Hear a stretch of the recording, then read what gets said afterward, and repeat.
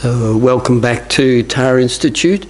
My name is Damien, and I've been doing this month's Monday nights, and the topic that I have basically chosen was about the importance of looking or investigating in an objective and a courageous and a neutral and a very clear and open way. You know, this is a quality that's worthwhile developing in terms of our investigating our own life.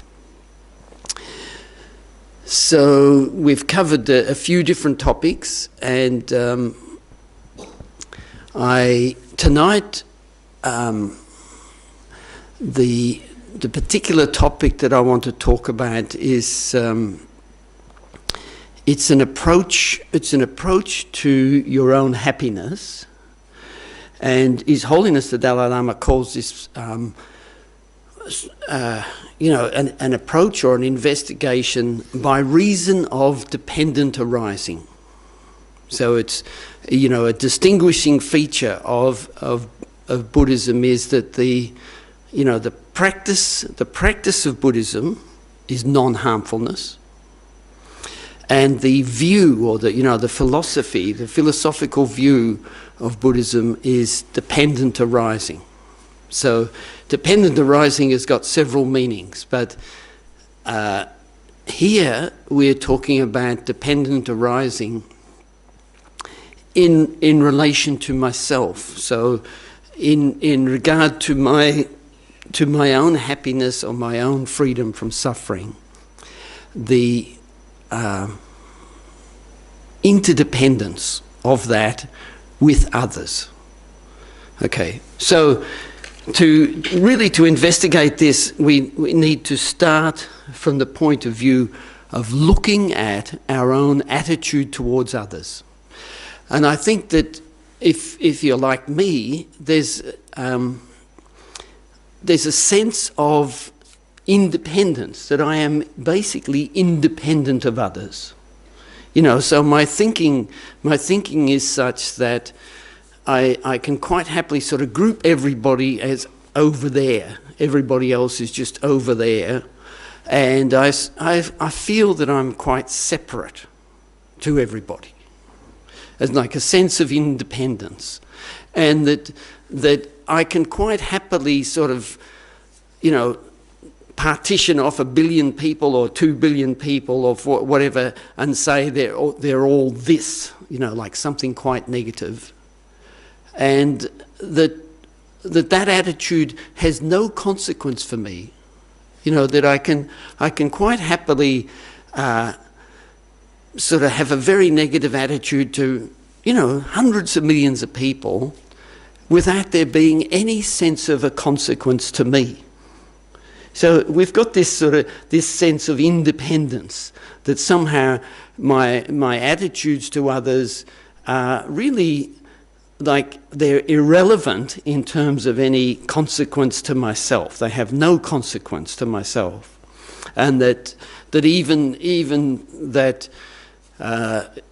if you're driving or something and you find that you get very angry at somebody or whatever, that you sort of have a belief that this is of no consequence, like it's irrelevant, that we can almost do whatever we like, and I will try to have the best happiness that I can, but somehow I can still have a lot of hostility and aggression and completely dismissive, aloof attitude towards others, and it's of no consequence.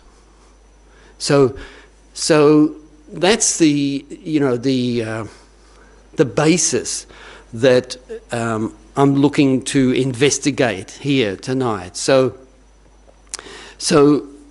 this is where this argument or this view of examining, using the idea of dependent arising. So it means to understand. It means to understand our own state of mind, and there's a relationship between my attitude to others and then what I experience. So the Dalai Lama says, he says, if I have the thought, I am the Dalai Lama, he said, then I'm in a group of just one person. I just bring my whole experience down to just this single thing. And that I feel like the consequence of thinking like that is that he says I automatically feel separate to everybody. Because if I say I am the Dalai Lama, he said it'll even affect the way I walk. You know, that thought, that if I walk around with the thought I am the Dalai Lama, well then you think, well, I better walk like the way a Dalai Lama should walk. And you know, so this is this whole sort of baggage that comes with that view of himself as being something special. And that's why when you hear him talk, he'll always say, you know, brothers, sisters, sort of trying to create a mentality of equanimity and of equalness with others. And so this isn't just for show, this is because there's a recognition that attitude from his side is beneficial to himself in terms of the way he experiences others. So you can see that if you walk around thinking, you know, I'm the President of the United States or something, then, you know, and that's the dominant thought in your head, you can see that it will affect your behaviour, your mentality towards others. You know, if you're sitting on the back bench and you think, I'm going to crush this government or whatever, you know, that you can see that mentality can take over your thinking and it'll affect your speech, the way you move, the way you interact with others, you know. So we're all subject to those forces. You know, so within our own mental sphere, we can see all sorts of ways that we are, you know, we can be guilty of that. You know, I am a Buddhist. You know, I belong to the A team, you know, like if you have that sort of mentality, there's a consequence. You know, this is the thing. There is a consequence from that sort of mentality that affects your well-being and your happiness and your actual, you know, your mental well-being, which then can affect your physical well-being as well. So this is the sort of approach to start to examine. So how do we use this? So what the essence of this attitudinal investigation is that, for instance, if I view a whole section of the community as undesirable or as negative, as maybe even destructive of my happiness or destructive of something that I hold dear, then in your mind there is an hostility. So the thing is to recognise that any attitude we have to others has a consequence in terms of my own, you know, that attitude itself within me. So, you know, I cannot have the thought that snakes are, you know, the most terrible animal around, that they should all be killed, that they should be removed from the suburbs or whatever, or rats, you know, rats or snakes or foxes or whatever the mentality that I have. If I have that mentality, then no matter how righteous or justified or logical or even ecological that attitude is, that within my mind, that attitude itself of hostility is itself destructive of my happiness. So similarly, a resentment of billionaires or a resentment of sheep exporters or whatever it is, you know, a resentment of people that cut down trees or a resentment of people that plant trees, whatever the thing is that we have, the consequence of that is that within my mind there is a disturbance, a hostility, an aggression, an arrogance, an aloofness, a superiority, a condemnation, a resentment. We can see all the different ways that takes place in our own mind.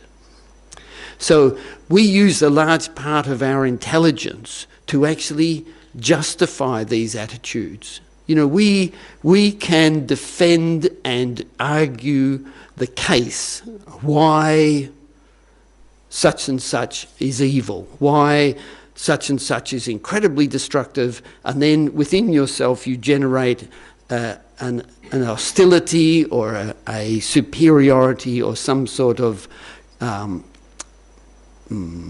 aggressive attitude.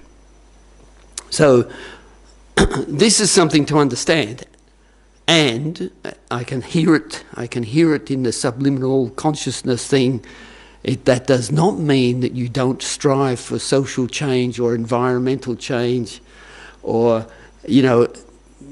all the other sort of changes that are necessary for a good society. But here, what I'm talking about is the mind of separation, of hostility or superiority, arrogance, that has this element within yourself in relation to that circumstance.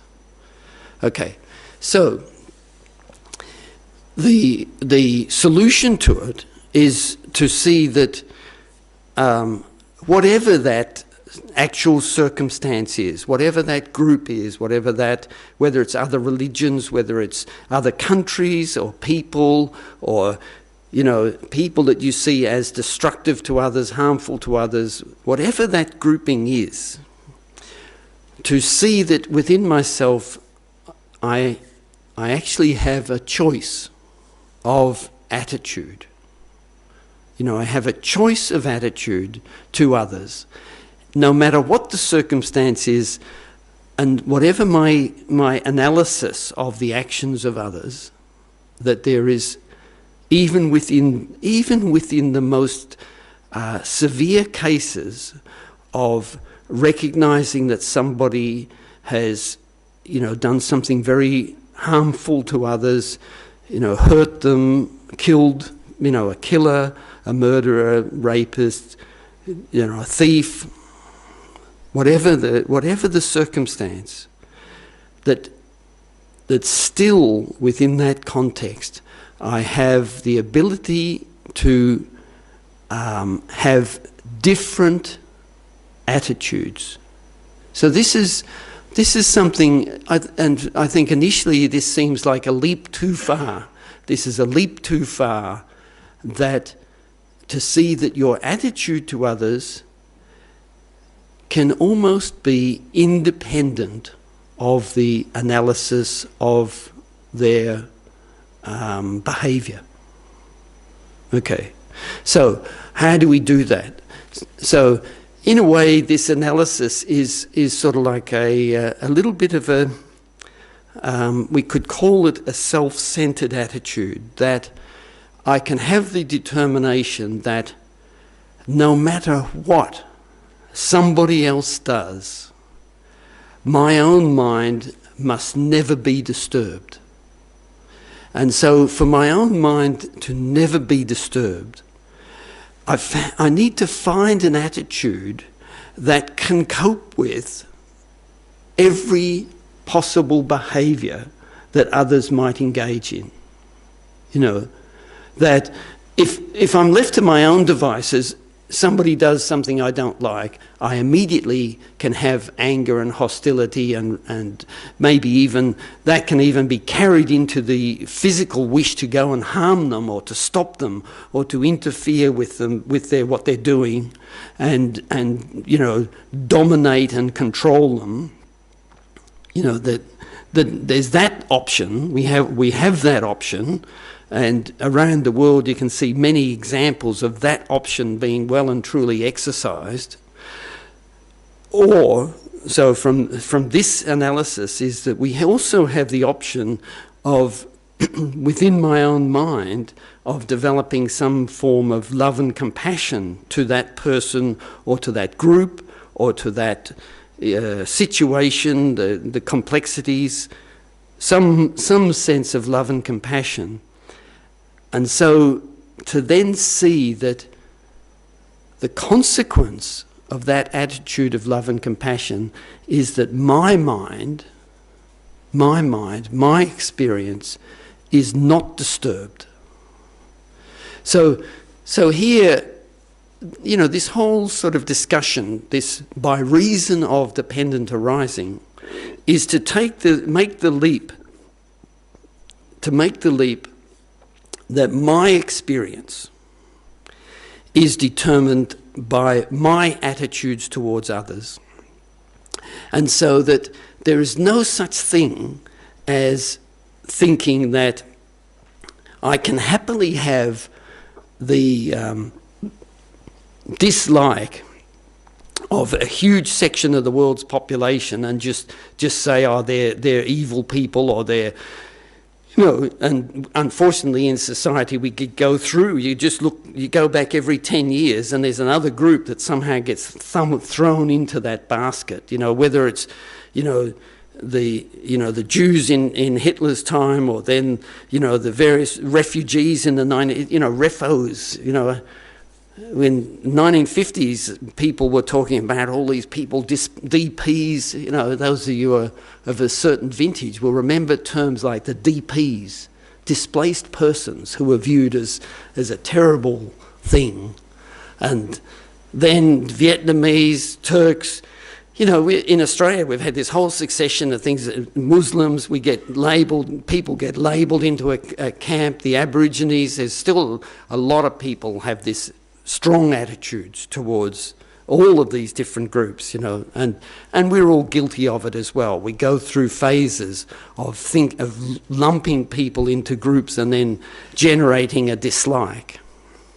So the point here is, though, that within my mental sphere, within my experiential sphere, to really fully accept that for me, the only solution is, if I want happiness and I want to be free from suffering, then I must overcome that partitioning and labelling of other people as undesirable, as somehow evil and harmful and whatever, less than human, whatever it is. Because the moment that I have that thinking, that mere thought for me is a deterioration of my happiness. The hostile, the arrogant, the aloof, the separation mind, the mere presence of that mind is itself a suffering for me. And so the only fix for that is to develop love and compassion for others, and to generate that thought of love and compassion, wanting that person to be free of suffering and wanting that person to have happiness. Because then no matter what that person has done, or what that group has done, or what that association that I'm making, whatever that projection is that I'm making, no matter what that projection is, then my attitude towards them will produce in me a happy state of mind. So there is a real leap here, because what actually happens for us is that our intelligence sort of builds up a whole picture where we think we are completely entitled to have this attitude towards others. We have built up a whole list of reasons and a whole construction of logic and a whole historical perspective, and we look to the right and the left and we see that our friends agree with us. So we sort of do this, don't you agree? And all of our friends, yes, you're right. We're all in it together. We're all reinforcing these attitudes. And the consequence is that my mind is disturbed. You know, so this is something to observe in yourself. You know, that, you know, you have a cup of tea with your friends and you read something in the paper and you go into a bit of a dizzy, you know, tizzy sort of spat about how bad this is. So you're all in it together, all disturbing your mind together, everybody, you know, looking to your friends for reinforcement that your negative attitude is okay. So here, the thing is to really start to try to battle that. You know, we are so habituated to doing that we help each other reinforce our negative attitudes. And so we think there's a bit of warmth in society because we're together. We're together in this attitude with my friends. You know, my friends and I, we all think the same. You know, we say these things. We think the same, and all we're doing is we're reinforcing our own suffering by maintaining and strengthening these attitudes. So this is really a huge challenge. You know, don't underestimate how big a challenge it is for us to try to overcome these negative states of mind, because there's all sorts of mechanisms that we unfortunately reinforce them for us. And one of the big ones is wanting to be part of a group. And so we all engage in a particular form of hatred or superiority towards somebody else. But the consequence is that my own mind is disturbed.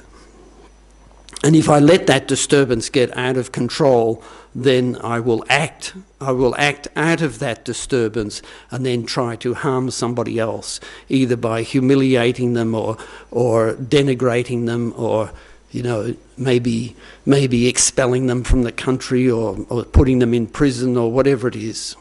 You know, and you can see that as a society we are doing that.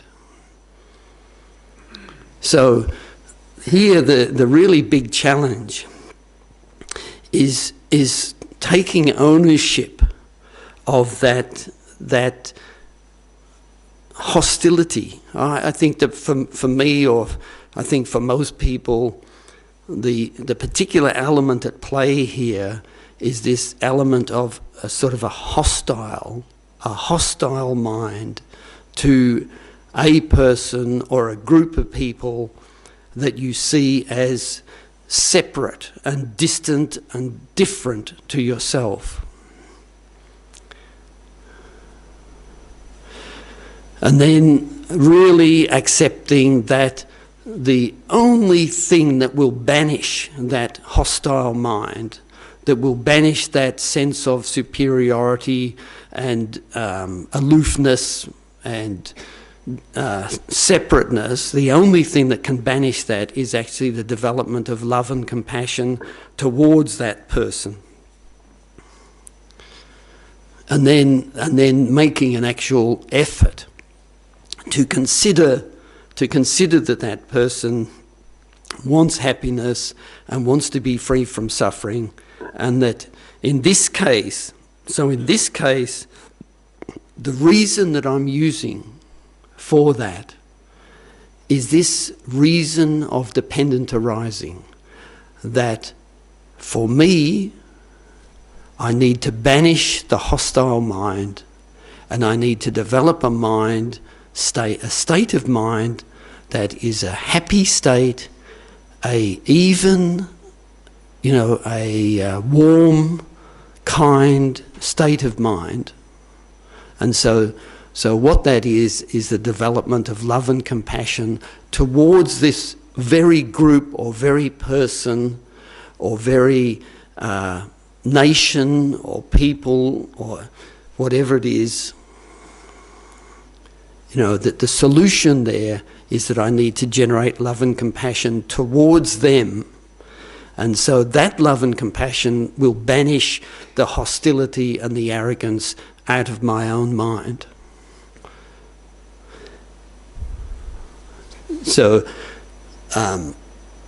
this, you know, this is not an easy thing to do. You know, we can't just click our fingers and suddenly everything will be different. You know, we have to apply effort and gather the tools that make this possible over a long period of time. So the interesting thing about this approach is that we are not denying that murderers kill. We're not denying that rapists rape. We're not denying that there are armies and people, thieves and robbers, you know, liars and cheats. We're not denying that there are liars, cheats, thieves, murderers, rapists in the world. But what we're doing is that we're saying that if I have a hostile mind towards any of those people, I will suffer. So it's not putting on some sort of rose-coloured glasses and saying everybody is fantastic. We're not doing that. You know, we are accepting that there are thieves, robbers, murderers, rapists, stupid people, toxic people, as we would discuss the other week, you know, toxic people, gainers and drainers, or whatever, all these terms. We're not denying that. But if I use that logic that they are like this, and then I let that affect my mental state, then what I will generate in my mind is hostility, is resentment, is, you know, arrogance. And the victim of those states of mind is myself. So here, you know, we're being asked, put aside all your intelligence that can work out how bad everybody else. Put aside that intelligence and use your intelligence instead to see that the attitudes you generate towards those people are actually attitudes that are undermining your own happiness and satisfaction. And so then to see that even though this person causes a lot of harm, that within my mind, if I have a hostile attitude, then I am the victim of that mind state. But if I can generate love and compassion to that person, so if I can generate love and compassion to that person, the very first thing that happens is that my mind is no longer disturbed. And the possibility is that out of that love and compassion to that person, I may be able to influence, affect, mentor, give an example, show something to that person that might change them. May not, but it might change them. Whereas we all know that hostility just breeds more hostility.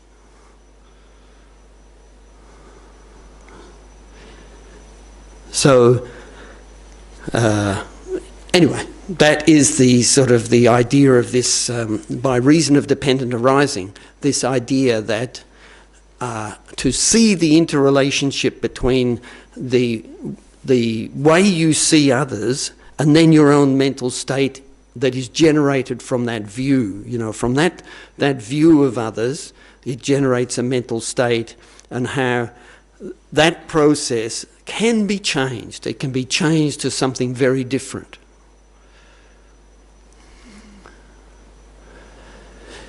So, to be able to do that, we have to have some sort of introspection into our own mind, some real understanding, because in this case, I would sort of venture to say that our intelligence and our education can actually work against us. You know, our education, our historical education, can just add to a whole list of things that are wrong with a group or a person or a particular view or a political party, a group, a philosophy, whatever. So, our intelligence can actually work against us because it gives more and more fuel to be so certain that your hostility is correct. And so that's what we have to battle within ourselves, is that righteousness that we can have about how correct we are in saying that somebody is bad,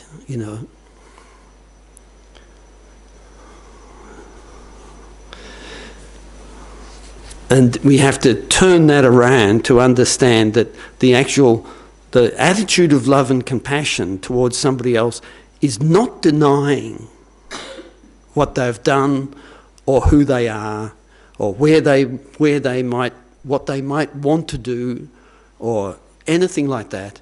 But because the attitude is different, then my experience is different.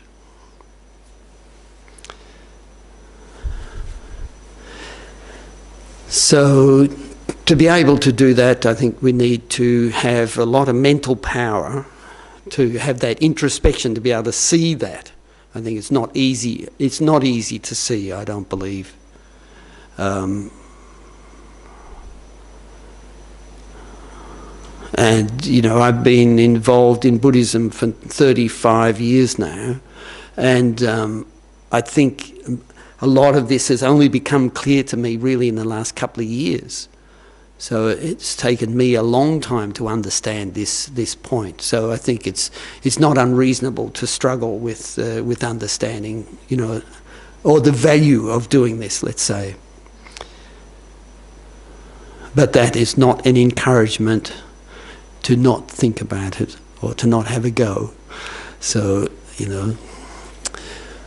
So meditation is an important thing to be able to develop the skill of this introspection, to be able to see this process within yourself, to see this process, and then really, it does take effort. It takes effort to be able to recognize your own attitude. So recognize your own attitude, recognize that you then have a choice of attitude. Actually, to see that you have a choice is a huge step. And then to start to change your attitude. So let's do some breathing meditation. So we'll focus on the breath.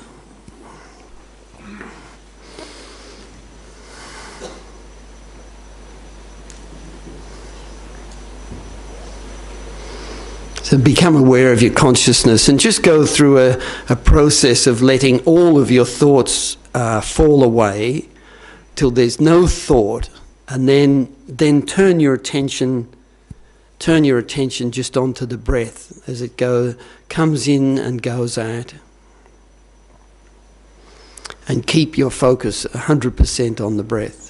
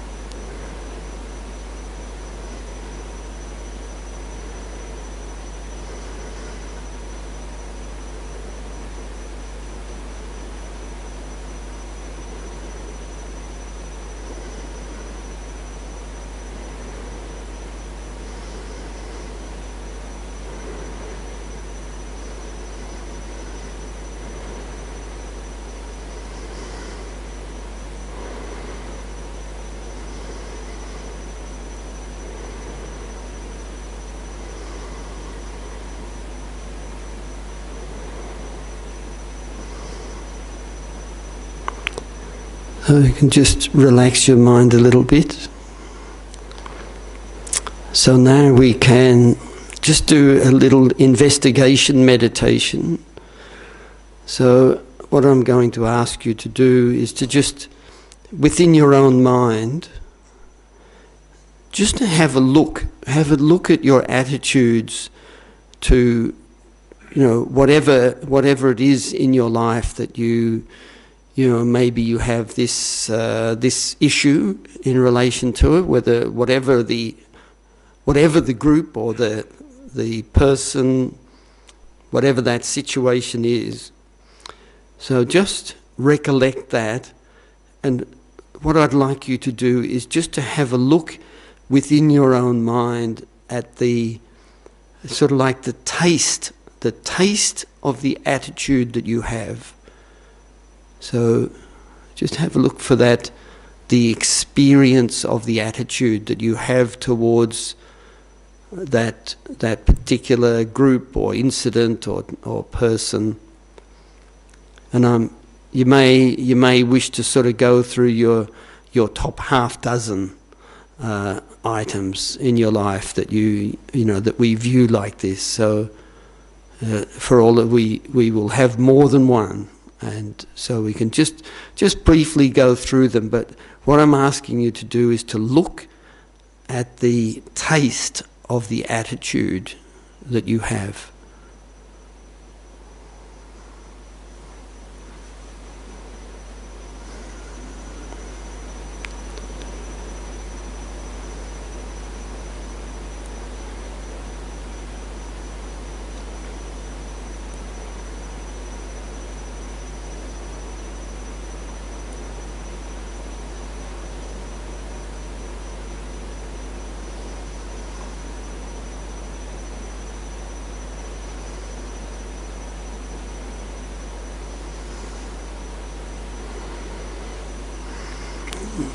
And then just bring your attention back to the room.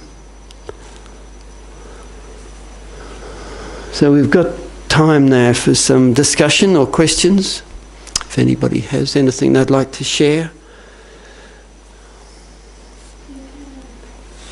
Can I ask a question? Yeah, sure. How your attitude, or one's attitude, affects the experience of that person. So I have someone in my life who triggers me and makes me quite annoyed. And my perception of her is she's one of self-centeredness and dismissive. So she's quite self-centered in my perception and quite dismissive. And that triggers a lot of, I guess, family stuff, because my parents were like that. And so how does one cultivate compassion or a loving, compassionate mind towards someone who triggers such deep-rooted, I guess, family emotions? Yeah, so I'll just repeat a little bit of the question so people know what we're talking about. So an interaction with a person that you're viewing as very selfish, self-centered and dismissive of you. And then so that because there's a history within myself, historically, that triggers strong emotions in response, right? So that's the situation we're talking about. So, and then your question is specifically... How do you cultivate a mind of compassion and love towards someone who triggers such deep-rooted, family emotions? Yeah.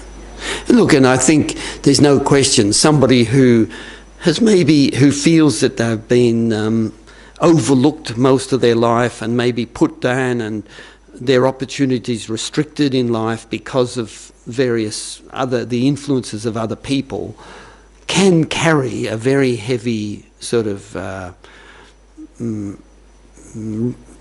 resistance to that experience when it occurs in the workplace or whatever. These things happen. I just remember some years ago somebody asking a similar question, and I could see that this man had suffered a lot from a repeating pattern of being sort of maybe not discriminated against, but ignored and mistreated in a way, not given opportunities that he felt he deserved. Okay, so the logic tonight is to see within your own mind that your response is destructive of your own happiness. Okay, that's this logic. Okay, and so this logic is saying that just for the reason of my own state of mind, I need to generate love and compassion. Okay, so like I was saying, that's a big ask to embrace that logic.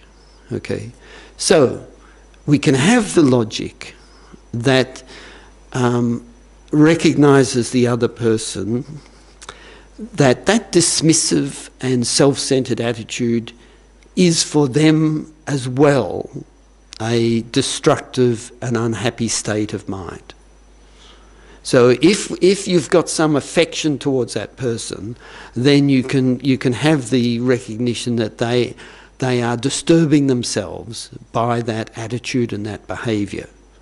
And hence you can have some affection and some love for that person, wanting them to be free of that mental state. Okay, that's another strategy which may or may not work. Okay, so in the Buddhist context, there's a couple of other strategies as well. One of them is remembering the kindness of the other person.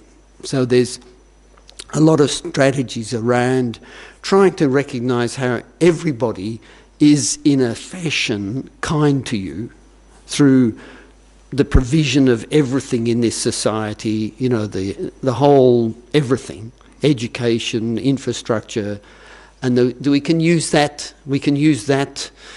logic as another means to generate some affection towards others. And then sort of, certainly from the Buddhist point of view, there's this idea of all beings having been your mother in past lives as another logic as a basis for love and compassion. Okay, if none of that works, right, so that's why I like this logic tonight. I like this logic tonight because this logic is based on my experience, that my experience is deteriorated by my attitude. So to improve my experience, I need to change my attitude. And it's almost ignoring, it's in a way, I completely accept that this person is dismissive and self-centered. You know, I accept that. I may not, I think it'd be better if they weren't like that, but they are like that. But my experience should not be deteriorated because of my attitude to them. And that, it's almost, so in this case, in this example, can you accept that the other person is self-centered and dismissive?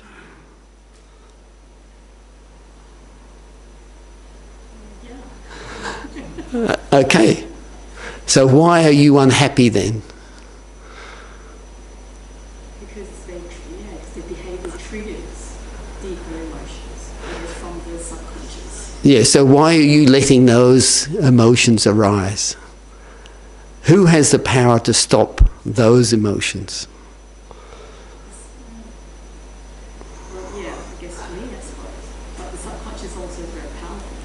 Well, the subconscious, the subconscious is just a section of your consciousness you don't want to accept, you know. So I think this is, to me, you know,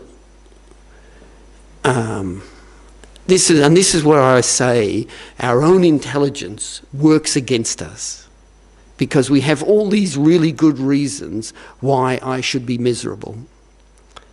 You know, and that's a pattern that we should try to stop. Instead of having good reasons why I should be miserable, let's create some good reasons why I should be happy. And the most important one of all is that happiness is a preferred state of being. It's a better state of being than miserable. You know, so that's enough reason. That's the only reason you need to dig into your subconscious and start saying to yourself, happiness is my preferred state of being, and that's what I will cultivate. And then find the methods to do that.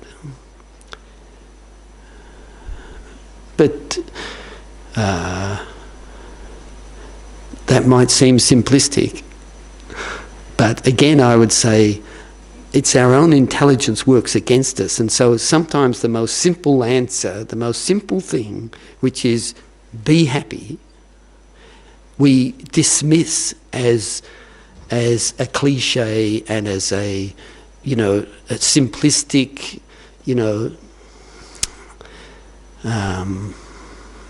instruction. But it isn't. It is not simplistic. So, and I think that's because our own intelligence somehow wants a different sort of answer. So, look. Anyway, I don't know if that's helped you or not, but it's. I think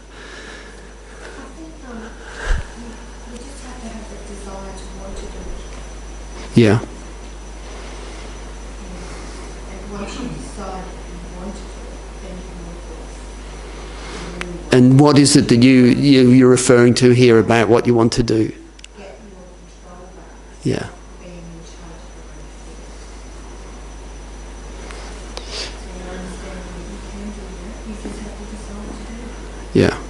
So a lot of it is that determination. But look, yeah, I think maybe enough on that. So any other?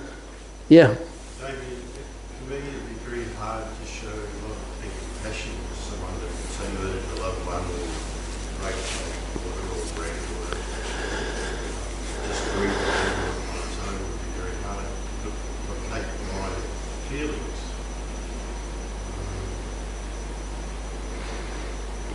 Yeah, so the question is about, finding it hard to show love and compassion to somebody, maybe murdered a granddaughter or something like that. So I think, this is the point that I'm not trying to say that the crime or whatever has gone away. I'm not saying that. I'm not saying that there aren't, murderers, thieves, etc., whatever. But the recognition is that within your own mind and your own experience is that the hostility and the anger is destroying your happiness. And that has to be accepted.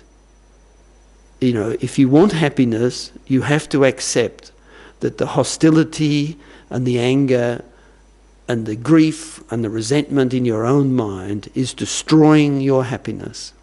And once you accept that, it then becomes reasonable that irrespective of the reality of the external person or the situation, that your own state of mind needs to change. So, and this isn't brushing aside the grief, the crime or the thing. It's not. We're not changing the outside story, but the acceptance that my own state of mind is being damaged by that view, by that attitude. Yeah, and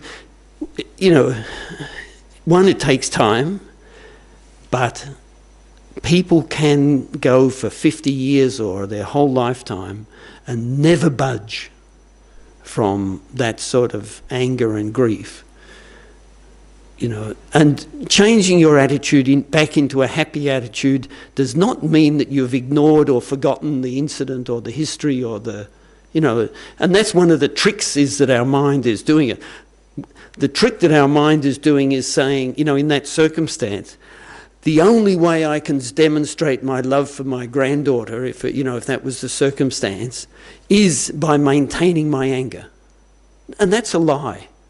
You know, that's where, again, I say our intelligence can be our own enemy. So my intelligence is saying to me, to prove my love for the granddaughter that was murdered or was harmed, I have to maintain this rage and this anger. And so then as soon as you feel that that grief and anger is starting to diminish, you think that you're cheating your memory of the granddaughter, that you're not maintaining the rage to justify, you know, your reaction. So that's all a lie. That's a concoction of your mind, you know. And so we have to be, our minds are very, very difficult. They will trick us into maintaining anger and disturbance when, you know, it's of no benefit. And so to have the recognition that, you know, my responsibility is my own happiness, and so to have some logic that says I should maintain that anger and rage and grief for years and years and years is you know, it's a deception of yourself. So, you know, but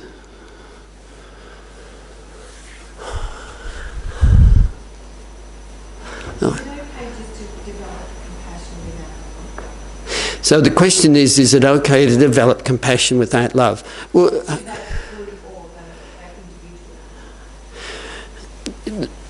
what do you think compassion means? What? No. What do you think compassion means? Empathy, yeah. Tolerance, yeah. Forgiveness, yeah. Understand.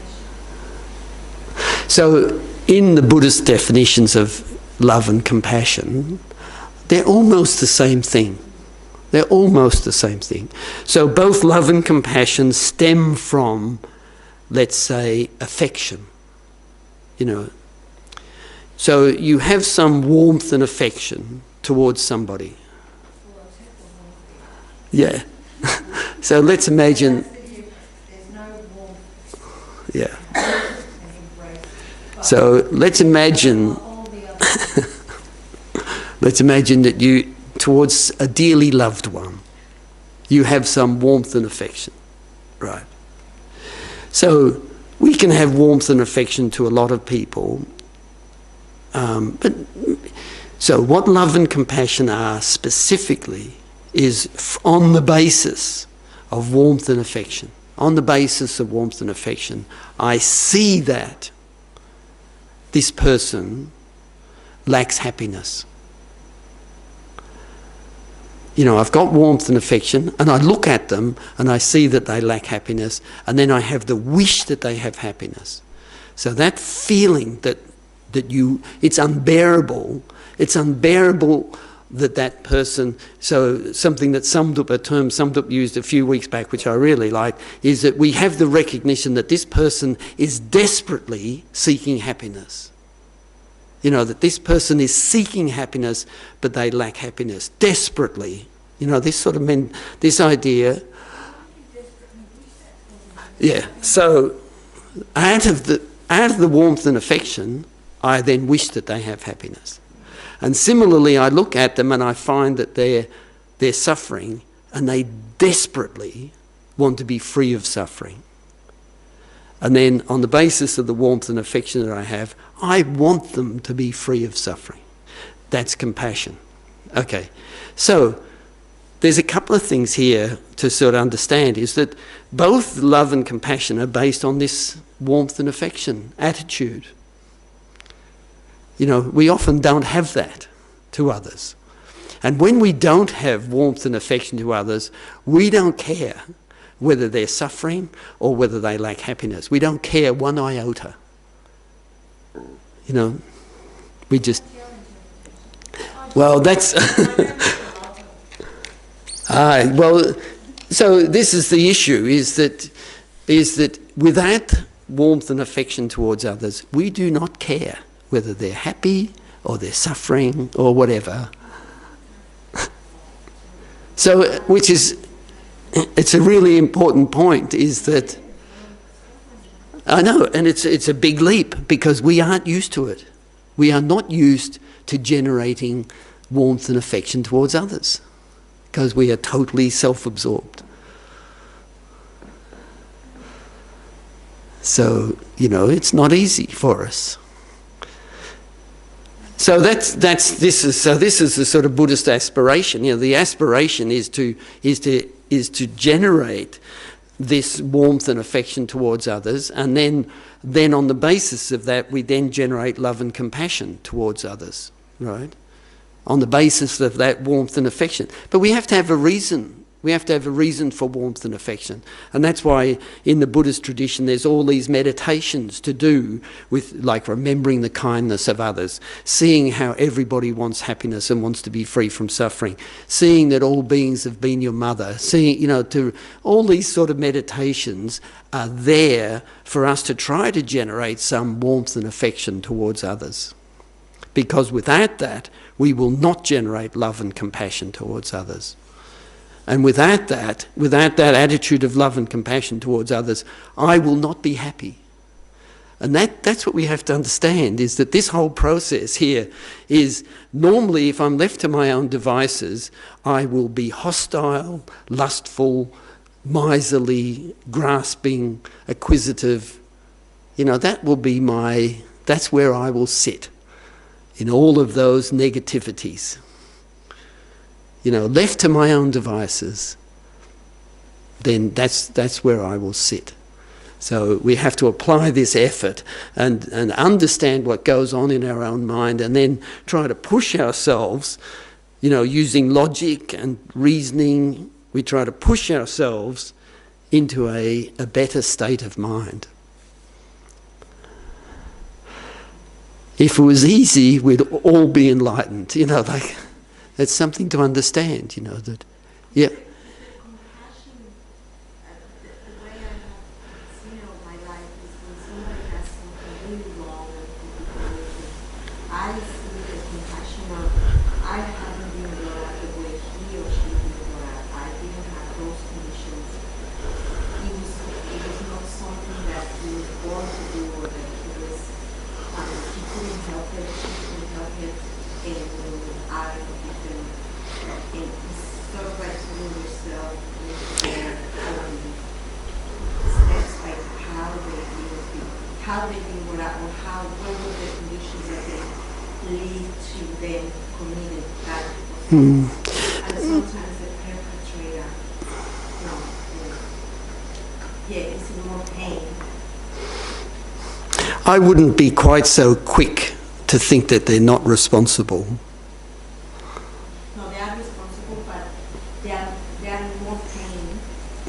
Yeah, look,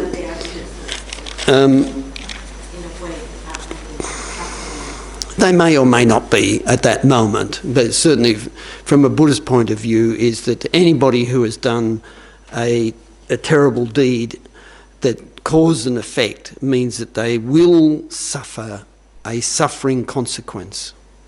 And they may in their life, like you say, their upbringing and all that, they may already be suffering great difficulties due to other sets of cause and effect. But we're all like that. We all have different experiences based on our own collections of cause and effect, and that's what generates our experience. So, but we are all like that. So, and that is another basis for compassion, is that we are all suffering through our own collections of cause and effect, past actions. And it's very hard to escape that. So there's no question that somebody has a very difficult childhood, a very difficult, adolescence, a very difficult adulthood, and then does something terrible. That happens. And all of that is the product of that person's own past actions and immediate actions. And so they suffer because of that. And that can be, if we have some affection for that person, seeing that and understanding that is again a cause for us to have compassion for them. So, look, there's a lot of points here. but that do deserve a lot more discussion, and they're great questions, great discussion, but I think we will have to finish up. So let's do a little sort of dedication. Sorry to chop it off there, but it's difficult to cover everything. So we just have to leave it till next time. So imagine that the benefit of us all coming together is really something very rare and precious, and that takes the form of a ball of white light in the middle of the room. Then just bring it above your own head so that all of the benefit of everybody comes above your own head and then pours down into you through the crown of your head, completely filling your body with light, with this value, this merit, this fortunate time together, this benefit comes down, completely fills your mind and your body, and that it then collects in the form of an egg, a big egg of white light at your heart. So feel like you've been used the word blessed by everybody's efforts tonight, and that's taking its seat at your heart. An egg, like an egg of white light, and you feel very, very free and clear of any mental or physical suffering.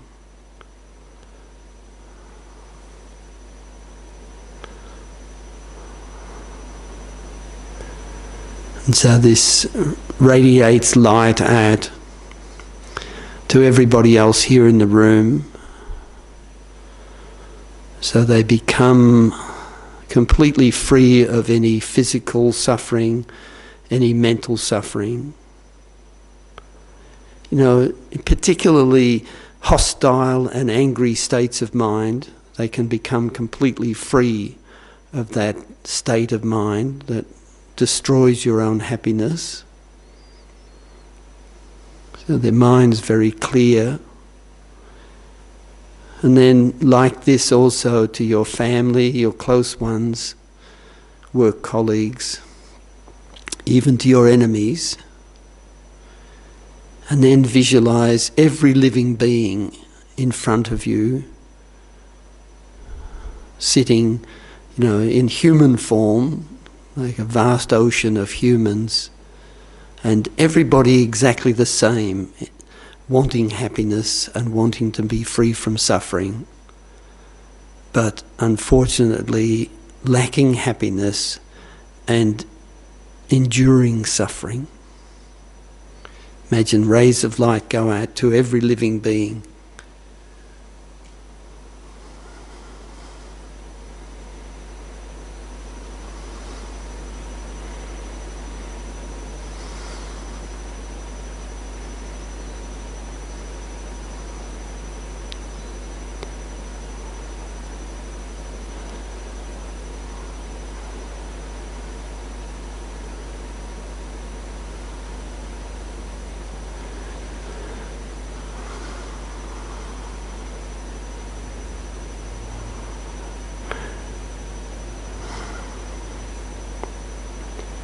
Then let that light come back and dissolve back into you. And just feel a great sense of joy at being able to visualize this.